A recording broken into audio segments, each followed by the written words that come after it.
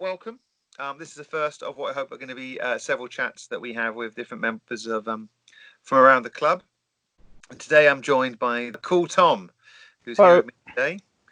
The idea is we're going to have a chat, and get a few friendly faces, hopefully break through the loneliness maybe of isolation and just hear a few familiar voices and have some really good chats about what we're up to, what's happening in the hobby, what we love, what we don't love.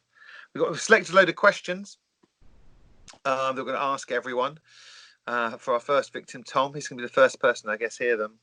But Tom, why don't you introduce yourself and let everyone know who you are and what you do at the club? Hello, I'm Tom.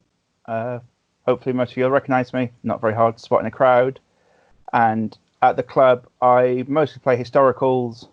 I'm sort of the general history bod. Because you actually organised the bolt action tournament that happened early... last year already? Late last year, September last year. Year. We had the Fortress Acne event, which sort of got several more people playing bolt action at the club. Went on the big sort of like historic terrain splurge for the club, which sort of made lots of things that don't look like 40k terrain. Yes, I still have dreams about Dan's bocage. It was very, very sexy bocage. Oof. Yeah, that was appreciated internationally, I should say. I shared it with Snafu and they loved it too. Snafu is a podcast about bolt action. I should explain that to the people who don't know. So I think we should get working on these questions. We'll start with a nice, easy one for you, Tom. What's on the workbench? What are you currently working on at the moment? Two things. Finishing off the English Civil War army. That was for our slow grow English Civil War campaign that we should have been playing at the moment. Very slow grow at the moment, or at least the hobbying should be growing pretty quickly, I guess, at home. But I don't think any of us are particularly enjoying painting sort of rank after rank of pikemen or shotmen. It's pretty boring when you're on like brown. Can you paint?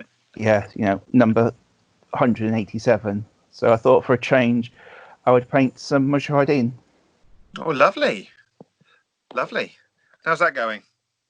Pretty cool. I've finished them, and I've now got 4 sort of Iraqi insurgents to sort of finish them off. What scale is that? Is that 28 mil? 28 mil. And what system are you going to use them in, do you think? Possibly a sort of a homebrewed version of bolt action. Mm-hmm. Me and someone else down the club have sort of been having a chat about maybe sort of trying to do some sort of modern bolt action. Yeah, that'd be quite interesting. Oh well, keep up to how that goes, Tom.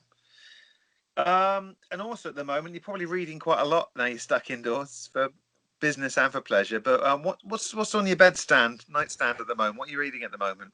The minute I'm reading Caesar's Gallic Wars. Mm-hmm. For fun, so a bit of Roman history for a change. Yeah. And also got a book on the Ukrainian insurgent army in World War II. And haven't we all? Which is not really bedtime reading, so that's why. It could be horrible. It's pretty grim. Yeah. Fantastic. It's a bit of a tougher one for you. What does gaming mean to you? A good game system is much easier to have fun playing, but I think it's impossible to have fun or have a good gaming experience with somebody who doesn't sort of share that idea of the social contracty funness. So for you, it's much more about the opponent than it is about the system you're playing. Really, yeah. I think you can have like I think it's possible to have like a sub. You can have a good game of noughts and crosses with somebody if the person you're playing with is making it fun. It depends how many that. Yeah, I know. I've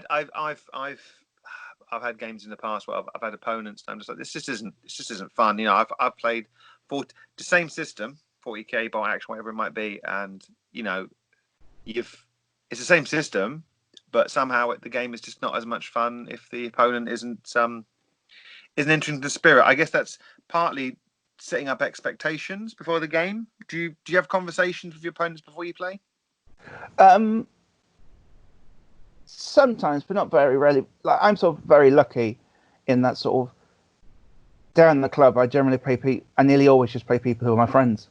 Yeah. And so I play people who I know, or I will arrange sort of games or even entire sort of systems with a friend to play. So the English Civil War, for example, that I'm painting now, was sort of because a group of us sort of had a poll for what we wanted to play. And sort of, I don't think any of us actually picked English Civil War, but it was like second choice.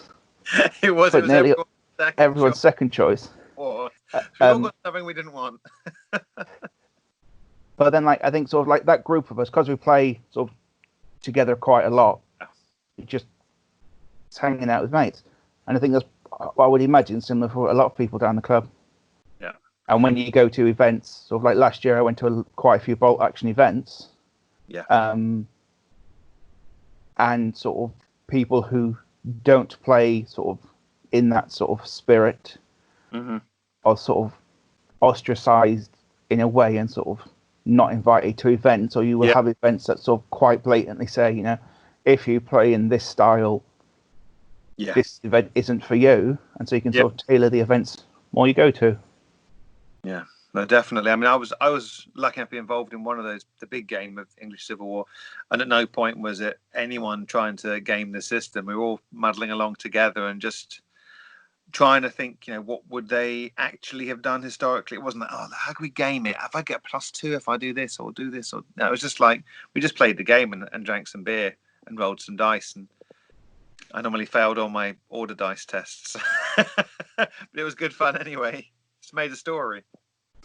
Well, I think it's the whole, it's sort of like the ethos behind why I like gaming. It's just, you know, telling a story, drinking beer with friends, and sort of winning or losing is really sort of incidental.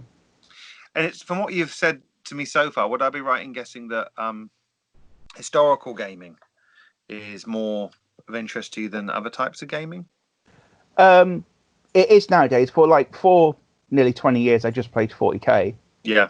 I think probably like a lot of people, and then sort of gradually fell more and more out of love with it, and then sort of I went away on a gaming weekend with a bunch of friends, and sort of like had a good time away at the weekend, and so like spending time with my friends and playing with my friends was cool, but at no point did I actually enjoy the game we were playing, and I thought really just isn't doing it for me anymore. And then sort of shortly after that, sort of discovered bolt action, found out it's a game I love, and then sort of I've now like jumped headfirst into historical gaming, really. Yeah, I mean, there's not a great deal of difference between the nations. You know, basic troops. There's a few. Yeah, we can have a whole another video about how awesome bolt action is. This isn't what this is for. It's not. And this is some bolt action propaganda to say how great it is. So yeah, that's really good, Tom. And I think we'll take a break there. Okay. Ensign.